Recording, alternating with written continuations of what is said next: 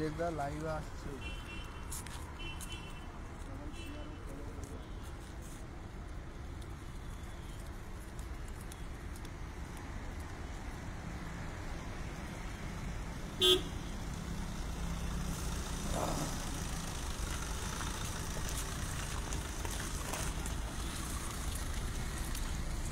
পিছনে দেখতে পাচ্ছেন বিধাননগর কমিশনার অফিস।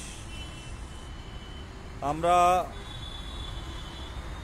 আমার সাথে আছে সুভাষ, WBCS পরীক্ষা দিয়ে আজকে চলে এসেছিলাম বিধাননগর কমিশনার অফিস সল্টলেকে।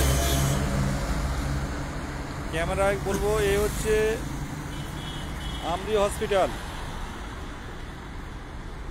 এই হচ্ছে আমরি, ওর পরেরটাই আমরি।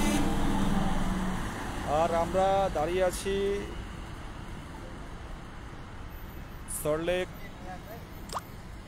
বিধাননগর কমিশনার অফিস, মানে বিধাননগরে যতগুলো থানা আছে, ইস্ট থেকে শুরু করে নর্থ থেকে শুরু করে সব অফিসের হেড কোয়ার্টারে এসেছিলাম আমরা জানি যে আমাদের দেয়ালে পিঠ থেকে গেছে, আমাদের 22-এর সাথে প্রতারণা করা হচ্ছে। দীর্ঘ 5 বছর পর আমাদের রাজ্যে প্রাথমিক টেট হয়, সেই টেটটাকে অবলুপ্ত করে নতুন প্রাথমিক টেটের অ্যাডমিট কিন্তু আজ থেকে ডাউনলোড হচ্ছে। এই ষড়যন্ত্রের বিরুদ্ধে আমরা আমরণ ধর্ণা করব, অনির্দিষ্টকালের জন্য ধর্ণা হবে এপিসি ভবনের সামনে। যত শীত পড়ুক, যত বরফ পড়ুক, আমরা ছাড়বো না, আমরা নেমে পড়বো পথে। আজকে সেই উপলক্ষে আমাদের কর্মসূচি বাস্তবায়নের জন্য সল্টলেকের মেন অফিসে এসেছিলাম। তো দেখতে পাচ্ছেন যে কাজ ছাড়া কিন্তু আমরা বলেছি না, 2022 প্রাথমিক টেট পাস ডিএলএড ঐক্যমঞ্চ একদিনও বাদ যায় না, তারা কলকাতায় আসে শুধুমাত্র ইন্টারভিউয়ের দাবিতে। কারণ আমাদের যে কষ্ট, আমরা সেই কষ্টেও কাউকে জানাতে পারি না, চোখের জল কাউকে দেখাতে পারি না। মাও কাঁদছে, বাবাও কাঁদছে, আমিও কাঁদছি, কিন্তু আমি কাউকে দেখাতে পারি না। তো আমাদের পথে নামতে হবে, 22 স্টেটকে পথে নামতে হবে, সমস্ত 22 স্টেটকে পথে নামতে হবে। আমাদের সুভাষ আজ সে তার বাড়ির থেকে ডেকে আনা হয়েছে আজকের পারমিশনের জন্য। তো সুভাষ সে বিষয়ে কিছু বলবে যে আমাদের কি করণীয় এখন। আমরা সুভাষের মুখ থেকে শুনুন।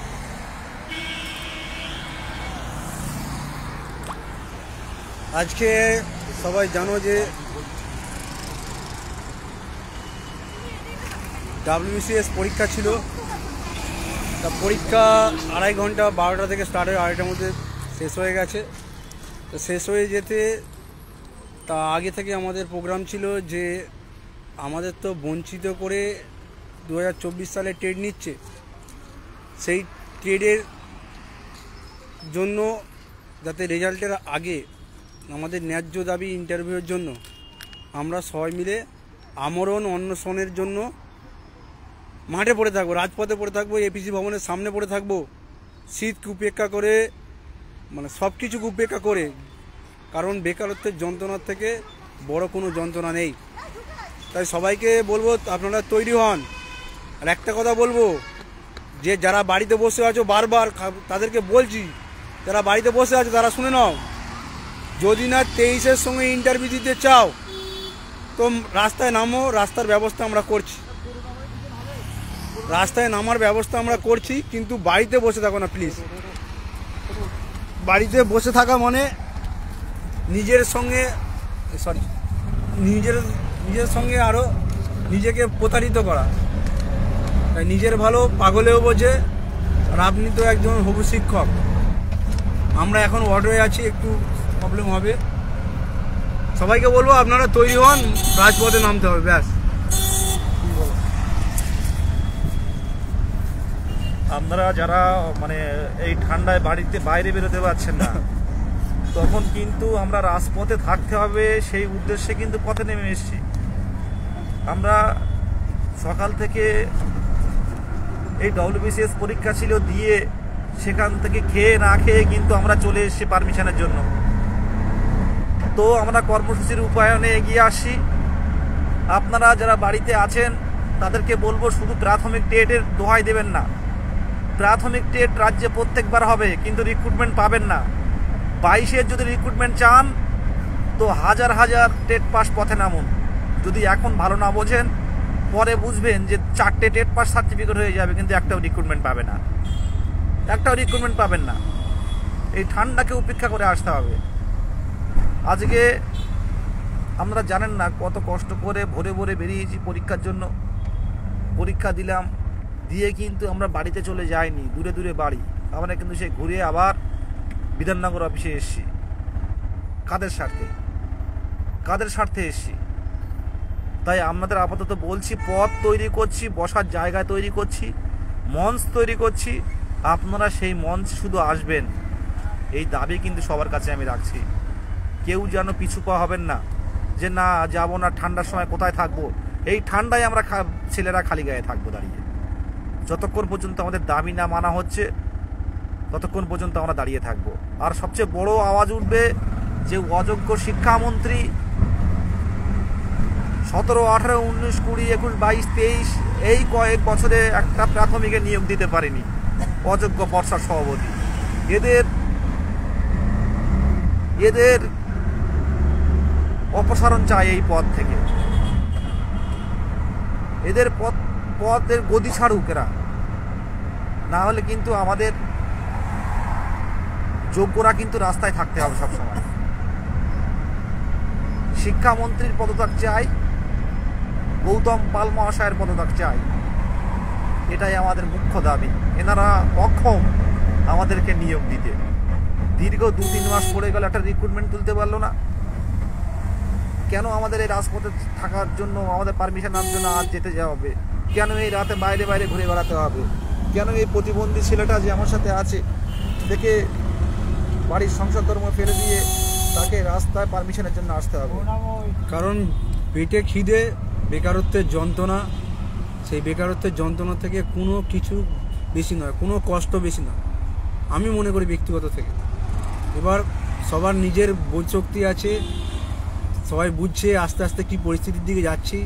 একটা ভালো চাকরির সুযোগ ছিল, হাতের মুঠোয় ছিল, সেখান থেকে আস্তে আস্তে বেরিয়ে যাচ্ছে। এর জন্য আমরা 22রাই দায়ী। আমি তো মনে করি 22রা দায়ী।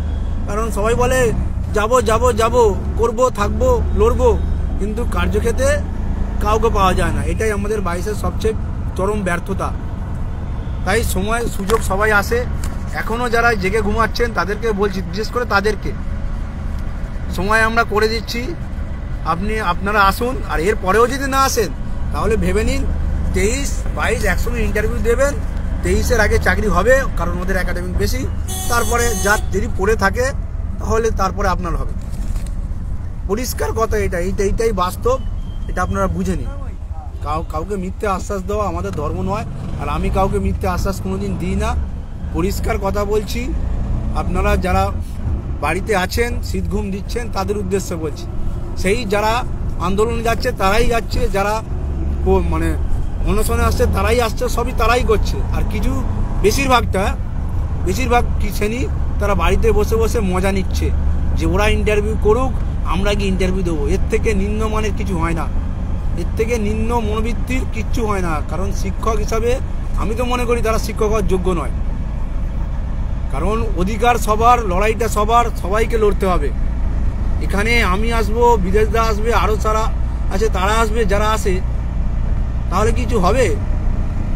সবাই যদি না আমরা এগিয়ে আসি, 23-এর সঙ্গে শিওর ইন্টারভিউ দিতে হয়, পরিষ্কার কথা। তাতে আমরা কোনোভাবেই আটকাতে পারবো না। বলো। হ্যাঁ, যেটা বলছিলাম, আমরা এই মুহূর্তে অটোতে উঠে যাচ্ছি। তো এই যে পারমিশন কপি দেখতে পাচ্ছেন, আপনারা যদি সবাই পথে নামেন, আমাদের সুভাষের কথা আসতে হয়, তাহলে 24 সালের লাস্টে ইন্টারভিউয়ের জন্য অপেক্ষা করুন। 22-23 একসাথে ইন্টারভিউ হবে। আমি এখন শেষ করছি। প্রচণ্ড ঠান্ডা, সেই ঠান্ডার মধ্যে এমনি সর্দি কাশি, তার উপরে সুভাষেরও শরীর ভালো না, তো সেই অপেক্ষায় আমরা আসতে বাধ্য হলাম। না হলে সবাই চুপচাপ হয়ে যাচ্ছে দিন দিন। আমরা ইতিমধ্যে কর্মসূচি ঘোষণা করব, আপনারা অপেক্ষায় থাকুন। খুব দ্রুত আমাদের চূড়ান্ত পর্যায়ে 23টা ডিস্ট্রিক্ট আলোচনা করে আমরা চূড়ান্ত কর্মসূচি আলোচনা করব। আমরা সেই অপেক্ষায় থাকব। এই বলে শেষ করছি।